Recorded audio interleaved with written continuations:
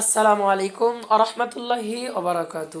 কিছুক্ষণ আগে আমি ফেসবুক স্ক্রল করতেছিলাম, হঠাৎ দেখলাম একটা ভিডিও। তো গাইস, সর্বপ্রথম আপনাদেরকে ভিডিওটা দেখাই। জামাত ক্ষমতায় আসলে কওমি মাদ্রাসা থেকে যারা পাশ করে বের হয়েছেন তাদেরকে মসজিদ এবং মেহরাব থেকে বিদায় করে দেওয়া হবে। এরা মিথ্যাবাদী। তো জানি না ভিডিওটা দেখে আপনারা কি বুঝলেন, কিন্তু কওমি মাদ্রাসার হুজুররা যা বোঝার বুঝে গেছে। তার মানে কওমি মাদ্রাসার হুজুরদেরকে মসজিদের মেম্বার থেকে তাড়িয়ে দেওয়া হবে, কিন্তু না, এটা সম্পূর্ণ মিথ্যে। আমি অনেক ঘাটাঘাটি করার পর আসল ভিডিওটা খুঁজে পাইলাম।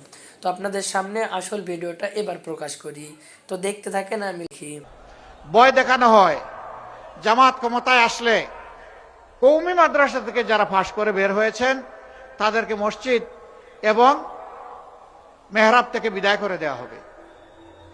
এরা মিথ্যাবাদী। এরা মিথ্যাবাদী। বলা হয় কওমি মাদ্রাসা বন্ধ করে দেওয়া হবে। আমি আল্লাহকে সাক্ষী রেখে আপনাদেরকে সাক্ষী রেখে বলছি, কওমি মাদ্রাসা আমাদের কলিজা, কওমি মাদ্রাসা আমাদের হৃদয়।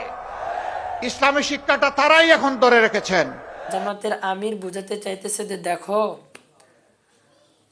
ওরা অসংখ্য মানুষদের দ্বারা এই কথাগুলো বলায় নিচ্ছে যে জামাত ক্ষমতায় উঠলে মেম্বার থেকে কওমির হুজুরদেরকে টান দেওয়া হবে, যেন কওমিরা ভোট না দেয়।